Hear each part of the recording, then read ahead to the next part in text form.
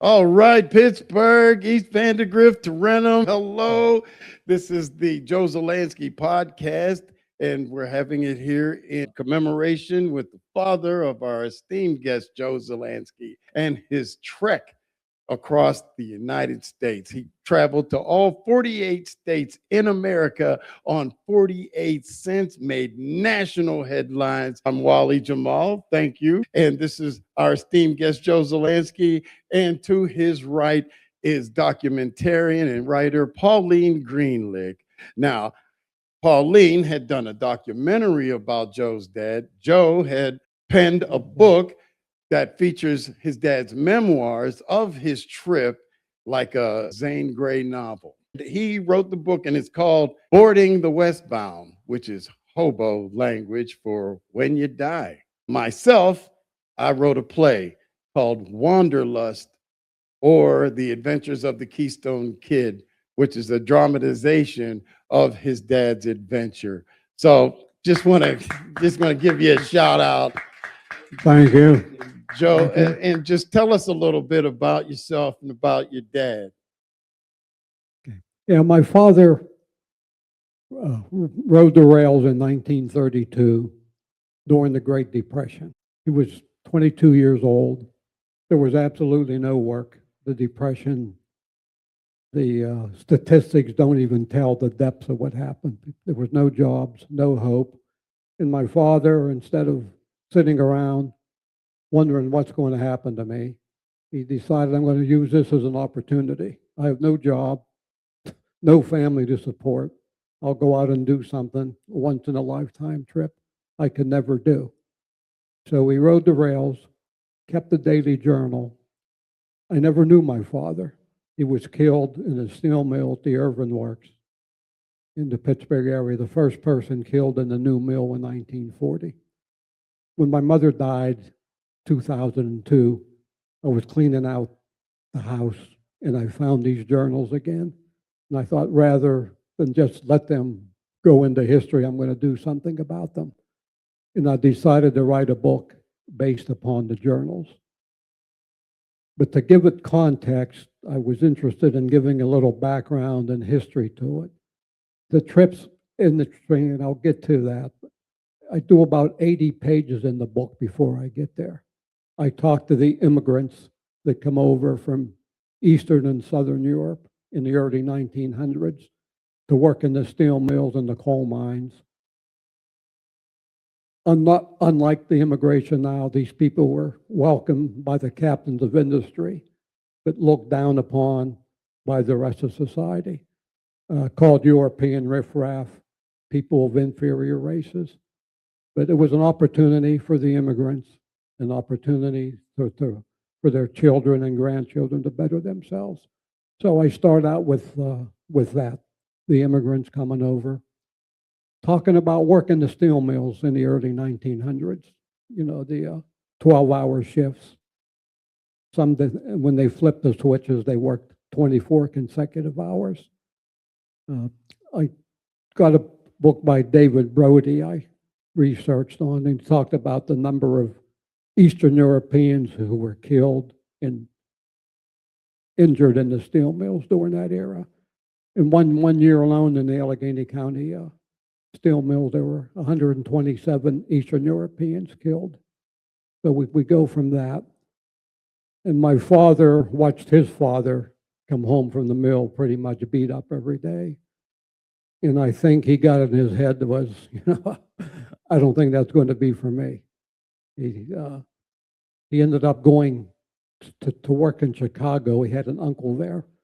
And Chicago had the second biggest Polish community outside of Warsaw, where there was opportunities for an 18-year-old kid other than the mill or the mines.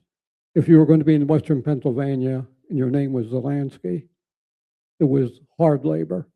So he went there until the Depression set in and lost his job. Everybody was losing jobs. He had to come back home to live with his parents.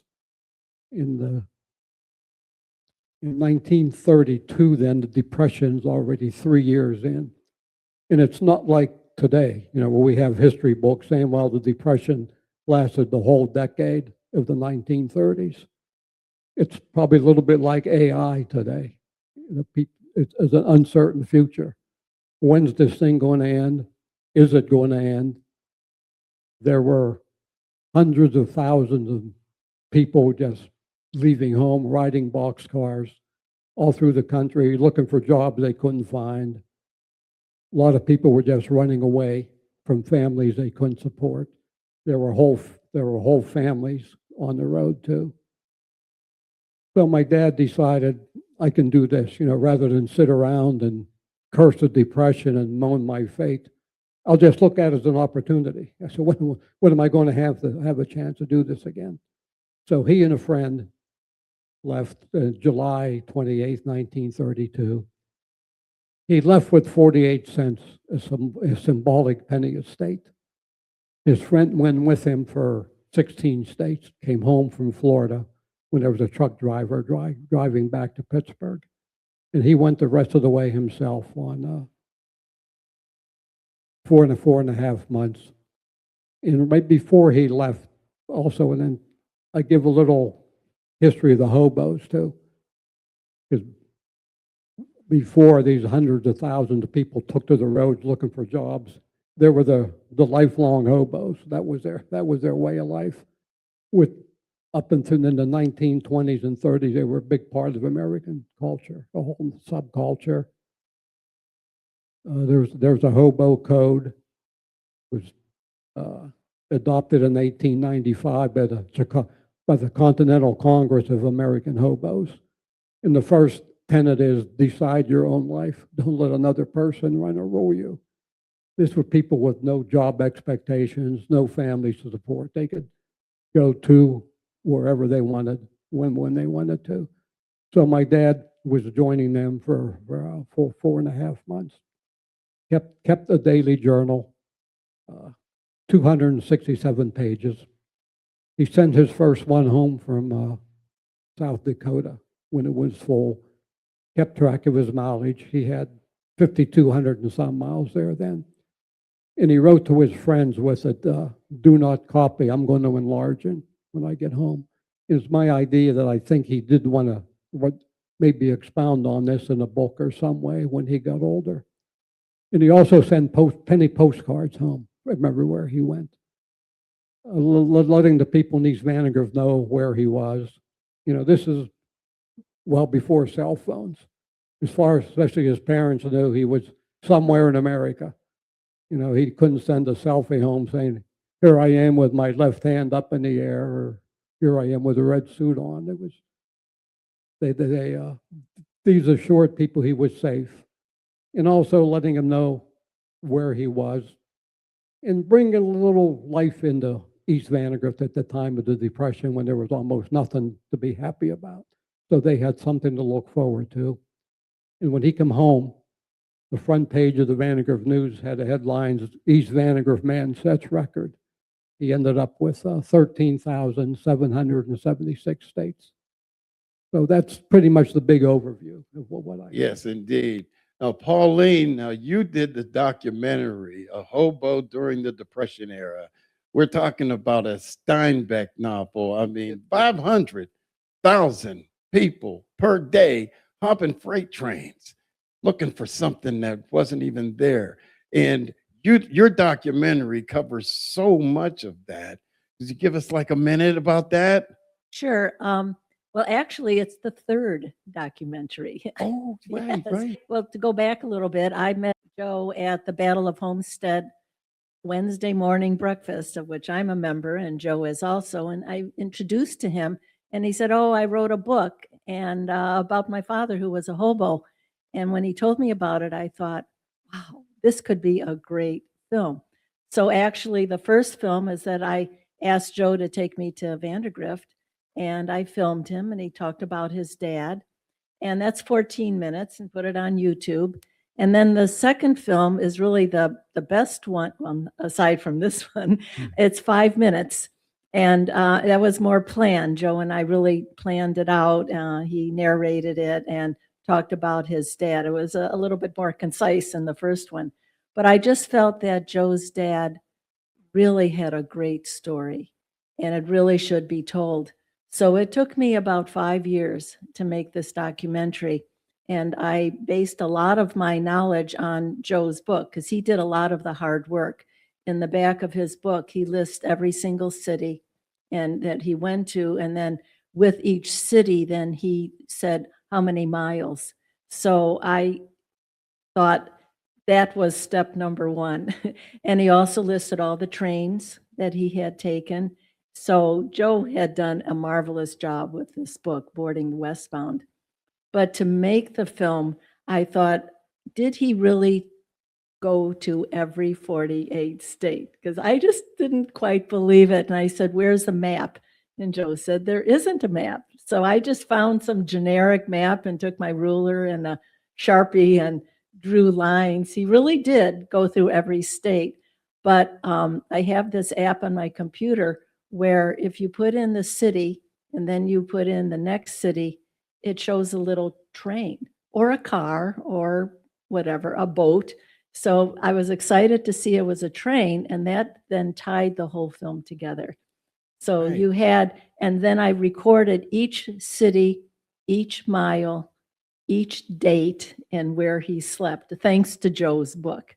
And that took forever to do. Painstaking research. That's great. So Exactly. let's have a look at a clip from the documentary A Hobo in the Depression Era. Let's check. Hopped on the tender and got to Aberdeen. This is Sunday morning, October 2nd, 1932, 11 a.m. There are 5 other bums beside me in the jungle. One bum is cutting another bum's hair with a comb and razor, and I'm in the boxcar writing. Right now, I have 78 cents cash. 2 shirts, 2 pairs of pants, 1 coat, 1 cap, 2 pairs of shoes, strings, 4 books, and cigarette papers. 1 sack of Duke's mixture, pair of goggles, new piece of soap, half-pound of coffee, and sugar. The only thing I have on me that I had when I left home is a sweater and BBDs.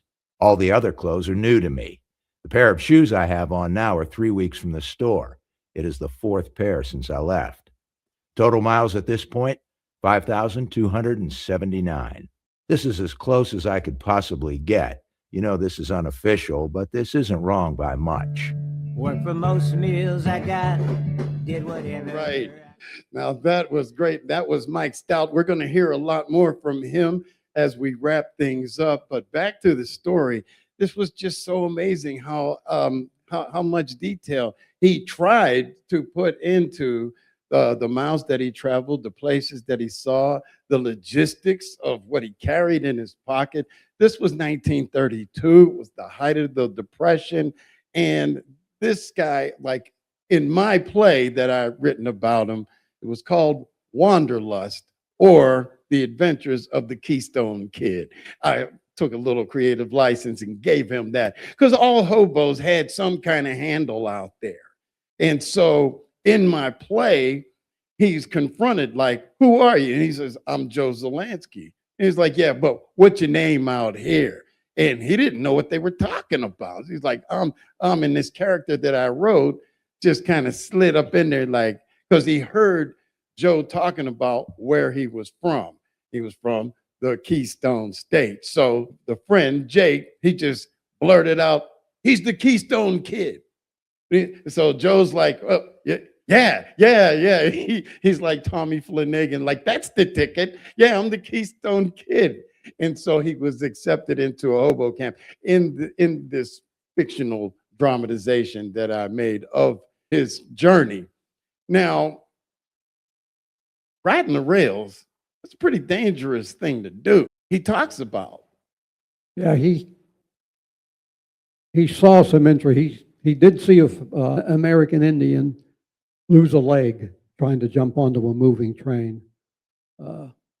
That showed again how dangerous it could be. But for him, he ended up turning out to be a witness and got a nice free breakfast out of it. But it was dangerous. In the hobo code, it has a lot about that, riding trains respectively, how not to take chances. But I could tell you a little more about the hobo code too. It's interesting. It's a lot of what goes around comes around. You know, be nice to fellow hobos. If you have a handout, don't take advantage of it because another hobo will be coming around after you who needs some help. always leave the hobo jungle cleaner than where you when you met it when you act when you're in town. Behave. Don't act like a stupid drunk, which is right in the code there. And it shows a lot different than in these entrenched hobos, who this was their way of life. Had all these newcomers coming on from the Depression, and they probably had a sort of a clash in a lot of ways, because these people that went on because of the Depression, didn't care. They lost hope, they lost everything, and they had no guidelines and no rules to follow. But the hobos did live by a code. They were proud of it. And they were proud of the way they treated each other. And there's a hobo cemetery in Britt, Iowa, which they all have. But and you can see the way the bulls treated them differently too. The bulls were the railroad cops. And a lot of hobos seemed like they traveled regionally, so they got to know the same cops at the same time. And a lot of these new people, again, didn't, had no rules, and the bulls had a harder time with them. Hoboing was actually against the law in a lot of states. Yeah. But during the Depression, you really couldn't enforce it. How you going to enforce a boxcar full of 40 people? Right. What half a million people a day.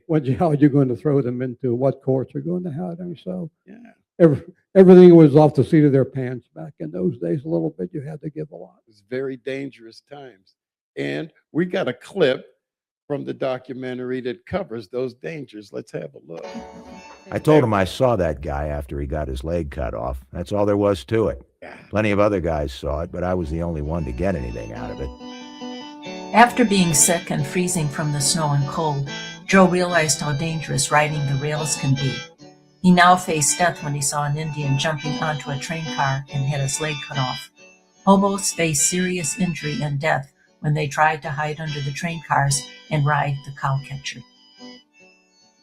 I was a hobo, not a bum or a tramp. Goodness, No. it was a very dangerous undertaking to even think of hopping a train. You couldn't jump on it, but if it's going, but so fast, and you couldn't jump off of it, unless it was going, but so slow. And so the whole gamut was just rolling the dice with your life. Well, it was especially dangerous after his friend left too. He was on his own when his friend Kelly left in Florida. I mean, that could have happened to my dad out in Wyoming or something. Who even knows this guy? He could just be left at the side of the track if something bad would have happened. Nobody knew who he was. Everybody was pretty much stuck with their own problems during the Depression. So that was dangerous. And when he got out west, he ran into a lot of cold weather too. And he had paper in his shoes to keep warm. And I think that sent him home a little bit earlier. I think he thought he was going to stay on the road longer. Maybe with his friend leaving made a difference. And he also was stuck out in the west in the cold weather that brought him home a little earlier. Mother Nature can definitely play a big factor in his travels. And while you're out there, I mean, like, he wasn't just subsisting off of just the 48 cents. He had to, get work, had to do whatever he could out there. So we got another clip from Pauline's documentary, which covers him as a guy working with dogs. We went down the roadways. Kelly walked 100 yards away from me, stopped at a dog zoo. The boss met him and asked if he was looking for work. Kelly said, "Yes, sir," and said, "I have a buddy up the street. Will you hire the two of us?" Boss said, "Sure." Kelly whistled for me. I came down. Boss said if I wanted to work too. I said, "Yes, sir." Well, he took us all over the kennel, told us what we had to do. Get up at 6 a.m., milk the cows, come in, eat breakfast, go out again, clean manure from 500 dogs, cut weeds, feed dogs, water them, and do one thing or another all day long till it gets dark, and only $1 a week. I asked if he would give us supper today. "Oh, sure," said he. He said we could wash our clothes and take a shower bath. We took advantage of both. I washed my shirt, BVD, pants, and socks. They had a 492 model washing machine. We put the clothes out under the sun about 6 p.m. and we began to talk about our new job with the boss. He asked how long we expected to stay on the job. We told him all winter. He said he was looking for somebody who would work for him all year round. Well, we said if we liked it, we'd stay all our lives. Well, it's 9:30 and time for family to go to bed. They went to bed. Kelly was lying on the hammock waiting for me. Well, here is where we decided we did not want the job.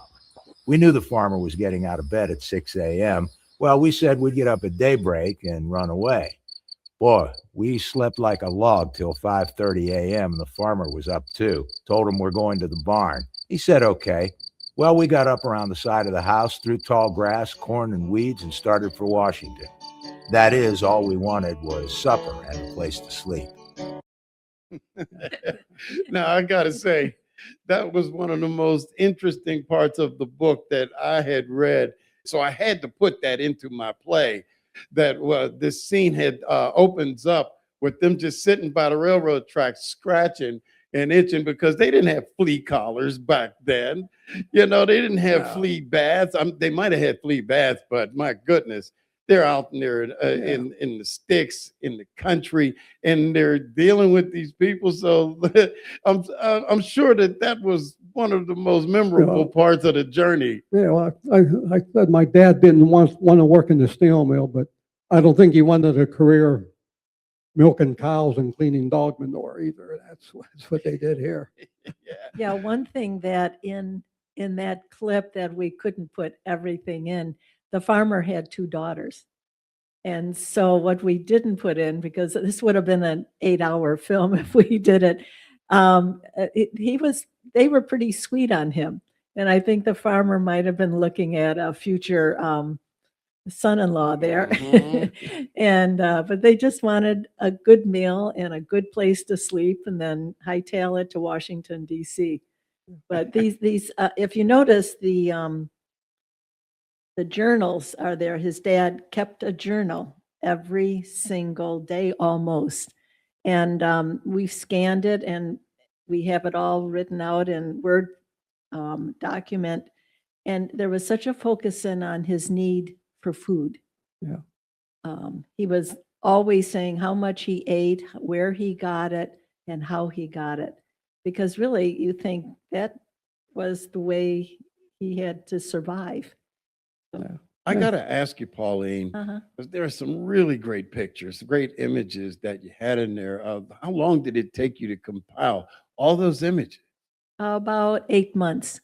And there's 504 images in the film, but there are about 1,000 in my computer file. And one good thing is at that time, when you do a research into Google, there were postcards. So all of those were public domain, which was wonderful because the credits would have been 18 minutes long. Yeah. And yeah, because almost every city he was in, I found a postcard. Mm-hmm. And as Wally said, when he sent the notebook home, he had 78 cents and he left with 48. So, of course, he was compiling money along the way a lot. He did a lot of jobs. He had to bum food, but what was interesting, most people seem to think like we're all in this together during the Depression. If they could help, they would. But they mostly made him work a lot. I don't think they wanted people getting used to being fed without working. And he washed windows, pulled weeds, did a lot of things for his meals. He also ate a lot of Salvation Armies and missions, and a lot of them did the same type of thing. We'll feed you and put you up for a night, but you're going to clean pots and pans or wait on tables or do something. So he was living by his wits pretty much. You're out on the road, just living by his wits day by day. And the overall tone I got out of that was most people seemed to really want to help if they could. And it was the Depression, and I think they all thought we're all suffering. If we could help, we could. And he come across as guy, I'm not going to cause any trouble for you, And so he lived by his wits, and he did well. He found places to sleep. In my book, instead of making it geographical or chronological, I did it by sort of subject. This is where he ate. This is how he ate. this is how we slept, and put in the relevant excerpts from the book, from the journal to tell them about that. Awesome. Well, I tell you what, with my research in writing the play, the hunger factor. I mean, it played heavily on how I was writing certain scenes. I mean, and I came to find out that things were so tough that people were eating boiling shoe leather. They were boiling their belt, you know, in order to eat something, some kind of protein. And so I created a character named Jake, the Skinner, and his backstory was that he was the son of a taxidermist and a hunter. Because back then, I mean, like you had days like Meatless Tuesday, even up until World War II, where you weren't allowed to eat meat, you know. And so his father taught him how to skin animals. And by being a hobo, you're welcome at a hobo camp if you know how to skin an animal and cook it. I mean, in one scene where they're sitting outside the hobo camp and they can smell some SOB stew wafting through the air. And Jake says, smells like they got hold to a cat or a dog today. I mean, things were really, really tough. And that also goes to the hobo code that you did not walk up on a hobo camp uninvited. You had to be invited in. And so we're going to look at a clip that depicts the hobo code itself. By the time I got the freight to Fulton, Kentucky, there were 40 in the boxcar. Got to Fulton at midnight, went to sleep at 12, got up at 7 a.m., slept in an old boxcar, went uptown, got a jelly roll and some other cakes. I came to the jungle and made some coffee. After breakfast, I boiled my 2 shirts, washed them nice and clean. An old man shaves me at the jungle. This is my 3rd shave since July 30th, and today is September 17th. Put my shirts out under the sun to dry. A couple more hobos came to the jungle with a pint of shine. Offered me some, but I refused. After a half hour, 2 guys get sick from the booze. Luckily, I didn't drink any. This is a part of the hobo code. Decide your own life. Don't become a stupid drunk. Try to stay clean and boil up whenever possible. This is a community jungle. Pitch in and help out. Nice. And another part of that hobo code was that they had like hieroglyphics. They had signs that they would leave. That looked like Egyptian hieroglyphics, and some of them would indicate too many cops here, good eats here, can get a bath here. And just to go off of that, Joe in his writings, he never hesitated or neglected to say that he washed his underwear. He got them BVDs clean. Of anything else, he made sure he got them BVDs clean. And so, like, hey, a clean hobo is a healthy hobo. Well, one thing, Wally, that I had to ask Joe, because I didn't know, I just would say hobo, tramp, bum, but there really is a difference between each one. And at that time, people knew who was who. So Joe, maybe you and Wally can explain the difference. Well, the definition is hobo is a migratory worker, and a tramp is a migratory non-worker, and a bum's just a bum. Doesn't work or doesn't travel. In hobos, it's in the hobo code also, always try to find work. You know, even look for work other people don't want. So they did work. They didn't have the full-time jobs with a boss and job expectation and stuff, but their code was you do work and you do earn your way. And this hobo code, they really bought into that because it was enforced. They had hobo courts. And the hobo code admonishes you, if you're at a hobo court, always give testimony, whether for or against the accused, but make your voice heard. So they were proud of their culture and what it was. And I think they were a little confused with all these new hundreds of thousands of people coming out, riding the rails with them, not abiding by the rules, causing more trouble on the freights. But the hobo culture was a part of Americana during the 20s and 30s, and that's probably what got my dad into that. There were movies about it, newspaper articles. Yeah. Like King of the North, Emperor of the North. Yeah. I saw that movie when I was like 13 years old, and from that point on, I secretly wanted to be a hobo.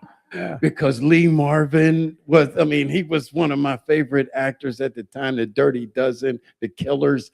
He was just so awesome. And then you had the perfect foil for him, Ernest Borgnine, playing that role, where there's one scene that really, really disturbed me. It scarred me for life, where Lee Marvin riding in that undercarriage there, and Ernest Borgnine, the bull, it came up with this really devious idea to have a window weight. Now, window weights, they were inside your windows back in the day, and they were about 10 pounds. And he tied a rope to that and was just feeding it underneath the train, the moving train, so it would just bounce around under there. And when it got to that undercarriage, it would just beat. You were like being beaten with a 10-pound weight. With the speed and all of that, it horrified me. And so the influx of so many people hopping trains, it pretty much toughened these bulls up, and made them even more strict and more hateful toward them. Because they were making the trains late. And that was the unpardonable sin of a train being late. And they were dangerous. Some were messing around with the cars, because the hobo code says always act like an extra crew member. Do not cause any trouble on trains. And they pretty much did that. There was a lot of these new people coming up from the Depression who didn't understand that. But the hobo code understood. You don't mess around on the trains. You try to help out. And since they rode regionally, a lot of they got to know each other. A lot of the workers, the bulls, knew some of the hobos, and they knew they weren't causing any trouble. They could sort of turn a blind eye and just let them on. Yeah, because there was this scene in the play that I wrote about it where I tried to cover everyone's perspective. The hobos, the bums. And there's a difference between the hobos and the bums, because they were outside of a jungle and a guy was getting thrown out. That guy was a bum. They gave him the bum's rush. I was thinking about the bulls again.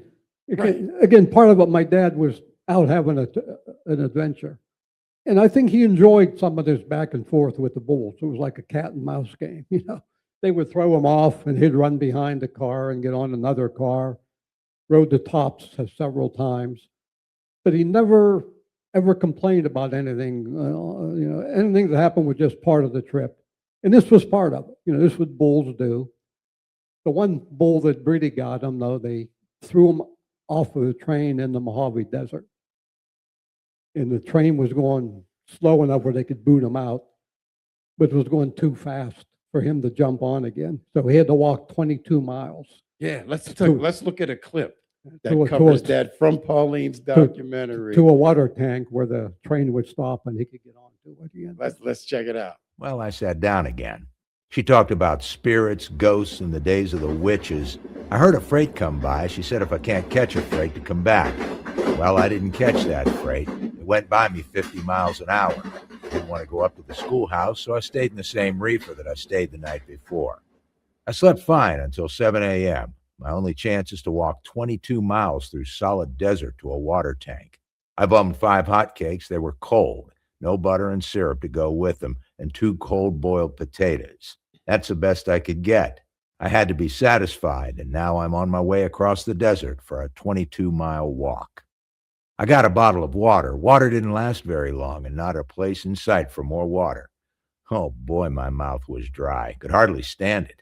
Then I came to a bridge, and there was a barrel of real old water, a sign on the barrel for fire only. I rinsed my mouth out with that water, and it tasted salty and made me that much thirstier. Kept on going from 8 o'clock in the morning till 2. I got to this next town, only 2 houses with 1 store. And that reminded me of what I forgot to talk about, which was about these bulls, these railroad dicks, as they called them at times, where they're standing there, one bull talking to another, and there's an older bull talking to a younger bull, and they're talking about throwing people off of the trains. And so the younger guy, he's like, "Well, we do that? We, who decides that they get thrown off the train?" And the older guy says, "We do." And he's like, "You would really throw somebody off? I mean, what if the train's going fast?" It's like, "Hey," and it's like, "Well, what if we're going over a bridge?" It's like, "Hey," it's like it's either them or us. And hear that? I hear the train Yeah. coming. And what he explains to him to try to make it more palatable for the younger guy is that, look, these people, they don't have any identification. We don't know where they're coming from. We don't know where they're going. We don't know their names. They're not giving us their names. So when we throw them off the train, you're basically throwing nobody off the train. And the younger guy's like, "I don't know if I could do that." And that's when he tells him a story that really, really churns his guts up and makes him get right on board. Specifically talking about the financial situation of everyone in America during that time and letting them know, look, the average guy would step over his grandmother's face to have your job. So I suggest you get with the program and decide whose side you're on. Yeah. Yeah, that I mentioned a little bit in my book about that. And there were different railroad lines, I think, that taught their bulls different ways. Some of them were very tough. Because right before my dad got kicked off the train in the middle of the desert, he had written he heard the bulls on this railroad are tough. And the guy showed him they were. Other times, I said they weren't as much. And so sometime I think he did enjoy, that was some entertainment for him, almost like hide and go seek as a kid too, can I outfox the bulls? If he gets thrown off, he was never upset about it, that this is their job, and it was. I said they were working. You can understand this was the middle of the Depression, and these guys had jobs. And if they lost those jobs, they were going to be like the bums they were throwing off there. So they had to work. But it's funny, it worked both ways. There were instances of my dad said how sometimes the mayor or somebody in the town would telegraph the train and say, when you're coming through town, go slow, because we got a bunch of guys we want to kick out of town, have them jump on the train. So everybody understood everybody else's perspective in a depression. The town didn't want a bunch of these people overrunning it. So they let them on the train to do Keep them moving. to do the town a favor. I got to say that when I got to the part in your book about him in the desert and I was writing the play, I couldn't help but have a little fun with it as I was writing it. So instead of 22 miles, he walked 50. Well, hey, don't let the facts get in the way of telling a good story. And where he gets to moving along there and he's in the desert and he gets to hallucinate and he's out of water, the sun's beating down on him and he's having illusions and he sees Louise, his sweetheart, showing up in a harem outfit. And she dances around and then disappears. But then his buddy Jake shows up out of nowhere. "Jake, how'd you get here?" And then he asks him, like, "Did you see a little lady here?" And Jake asked him, what she look like? Like, she was wearing a harem outfit. And, she had these little things on her fingers. He was like, oh, yeah, I just saw her just a minute ago. And Joe says, really? And he says, no, ain't nobody out. This is the desert, fool. And then he disappears and leaves him on his way to oblivion. I mean, but he just had to keep moving. He had to keep going. And he finally found the next the water tower. Yeah. And he was able to hang out there until a train was coming slow enough to stop and get water. He was able to jump on that and finish. Now, Pauline, like you were saying about the direction he went, that was a challenge for me writing the play. I mean, because at first he and Kelly, they raised the question, like, how are we going to know where we're going? It's like, hey, we know the sun rises in the east and it lowers in the west. All we got to do is figure out north and south from there. And that's how we can do that. And it's just such a tale of true adventure. Well, that for some reason, they did know what state they were in. But I do think, unlike now, well, probably to go back a little bit, we know when we go to the airport where that plane is going.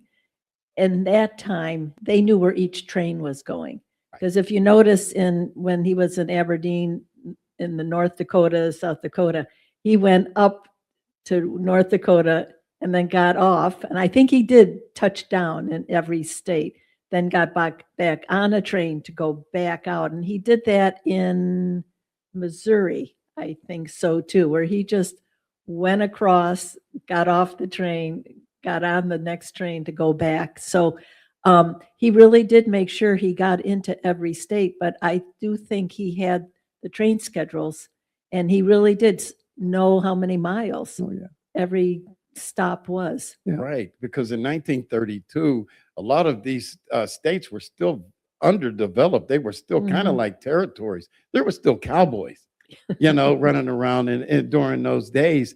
And so in my play, I had his buddy give him a camera so he could take a picture, and have that, just to verify, for people where he was. Joe. Yeah, well, first of all, with cowboys, he did mention he saw cowpunchers. This was in Montana. But he did really more than, there was only maybe Wyoming and Idaho where he just got off. Because in North Dakota, he ended up sleeping in a jail. He really did, he tried to do something in every state. Like in Arkansas, he went across the Mississippi from Tennessee and had dinner in Arkansas and came back. I think maybe Wyoming and Idaho were about the only ones where he did sort of hop on and off. But he was pretty up on, I think he'd go into and get the train schedules, because a couple of times that he missed freights, he got on passenger trains, and always something bad happened.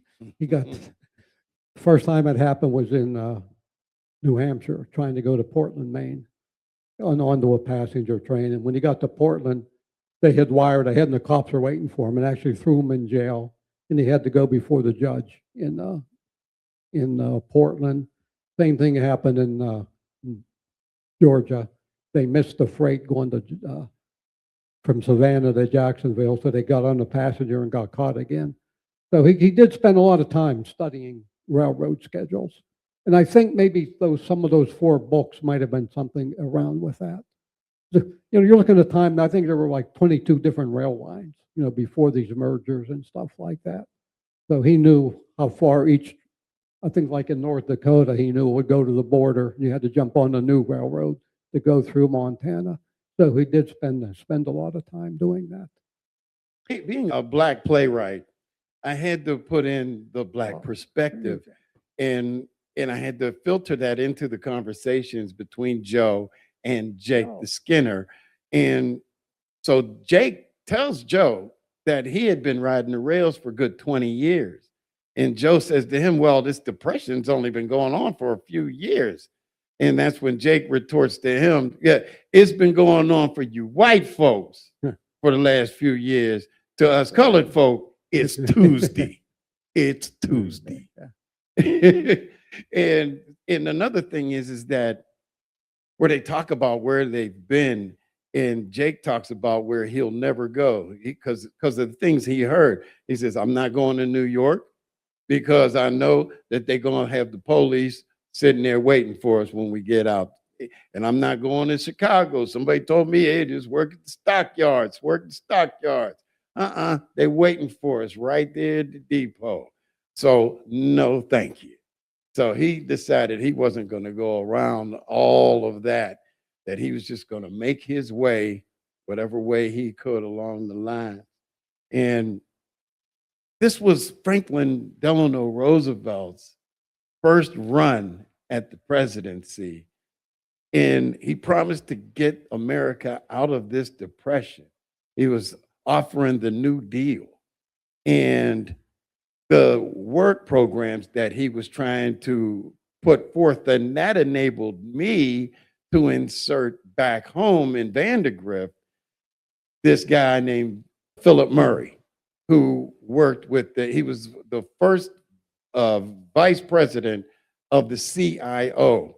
And he arranged the merger between the AFL and the CIO. And the ironic thing there is I went to an elementary school called Philip Murray Elementary because I grew up in St. Clair Village, which was a housing project that was there mainly to house the steelworkers. So I was able to, being a member of the Battle of Homestead Foundation, and we work about labor. We talk about labor and unfairness and unions and the solidarity of people and the working man. So I was able to insert Philip Murray, my alma mater from elementary school, in there. And that's the beauty of being a playwright. Like the more you learn about stuff, the more you can draw from. And so it's Philip Murray at the Polish Club in December when Joe comes home. And I want to show this clip, this last clip about when Joe gets home from Pauline's documentary.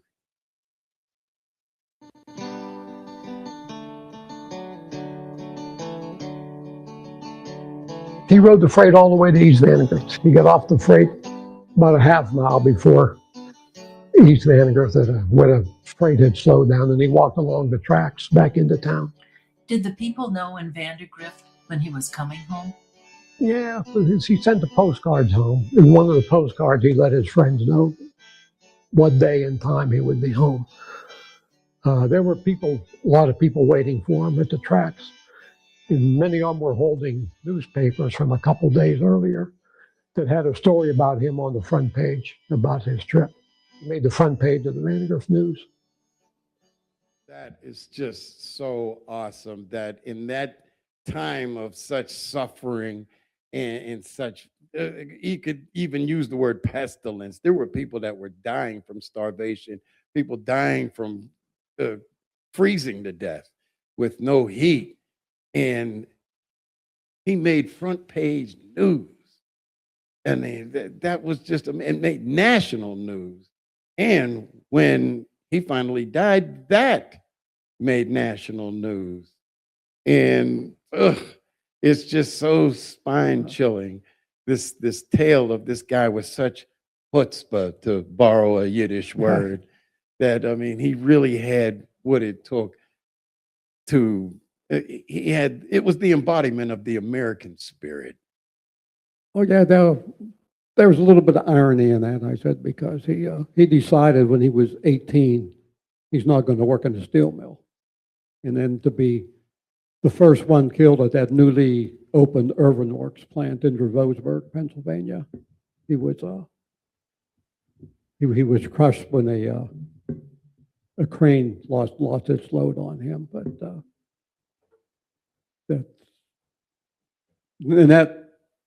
that made big news also, being the first person from that mill killed. But you got to give him, when he was done with his trip, his life was 75% over. So you got to give him credit for, rather than sitting around letting the depression beat him up like many, many people were. As Wali said, there was hopelessness, there was homelessness, there was starvation, there were people who left their families because they were embarrassed they couldn't support them. And here he was thinking, well, it was an opportunity to him. I don't think hardly anybody else in the country at that time looked at it as an opportunity, but he did. He made the best of it, and he got a lot out of the finite years he did have in his life. Well, I want to thank you both for sharing your contributions to the story of this great American man, Joe Szalanski, and to bring us home.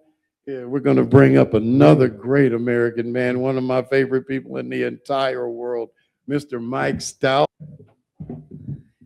Thank you, Wally, and Joe and Pauline for letting me be part of this. I just want to let everybody know one of the things I like to write songs about is I like to peer through the peak hole of history and look how working people back in the day survived. And people, I'm not talking about, I'm not talking about rich people and well-to-do people and people that had everything handed to them on a silver platter. I'm talking about people who had to work for every single thing they had. And looking back in history when people had nothing and yet survived, and looking at the ways that they did it, the solidarity, which is what the Hobo's Code is all about. It's different types of solidarity. They'd have never made it alone, never. And there was many times in Joe's trip, he'd have never made it without his fellow hobos.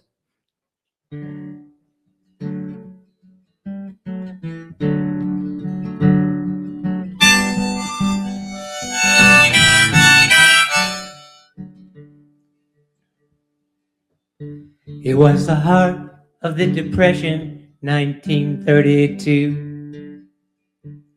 The economy was a messin', there was nothing much to do.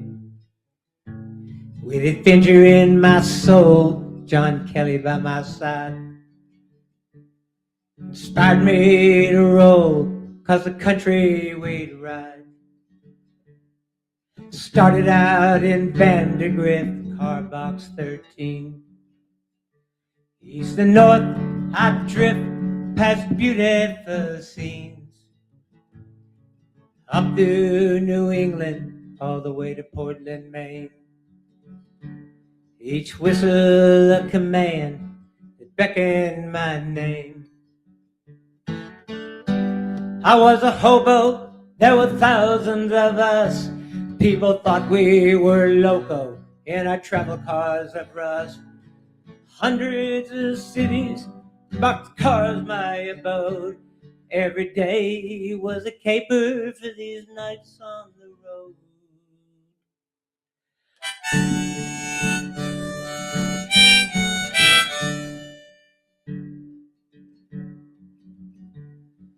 Down the Atlantic, over to the Gulf Coast. The mosquito swarms were frantic, in the southern heat I'd roast. Up through the Midwest to Chicago after John Kelly went back home.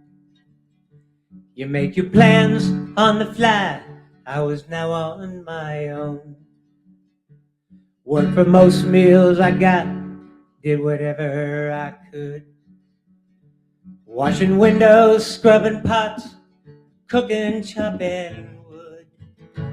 In the shadows of the steeples, in the alleys of decay. I met so many nice people that helped me along the way.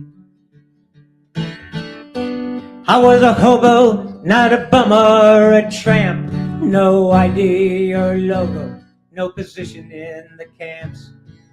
Blankets and newspapers, boxcars my abode. Every day was a caper for these nights on the road.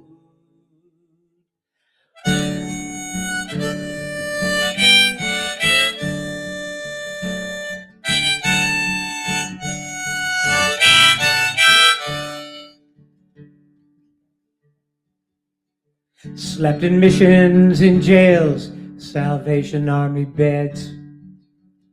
You know, they're all five-star hotels when there's a pillow neath your head. Shooting craps, dealing cards in the jungles and camps. Dodging bulls, cops, and guards, taking too many a chance. across the great Northwest, all through California, then back east. Walked 22 miles in the desert, heat was a beast. Chase arrested and beat, it was survival by any means. Sometimes the only thing to eat was a cold can of beans. I was a hobo living my dreams, ocean to ocean, all points in between. 142 cities across 48 states, nearly 15,000 miles riding them freight.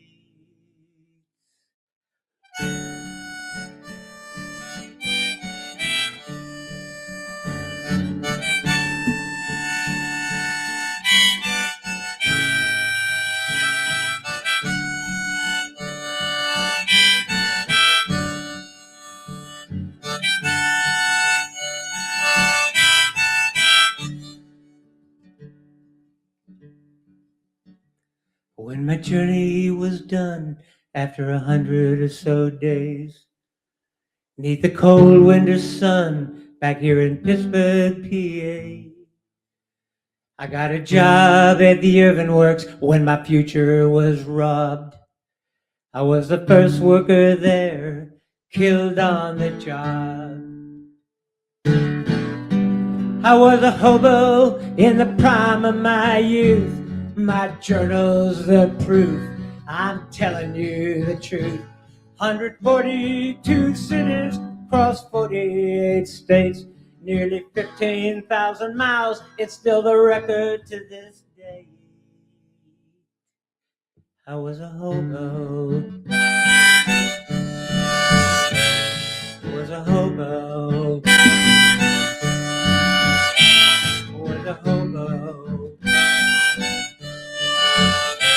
I was a hobo.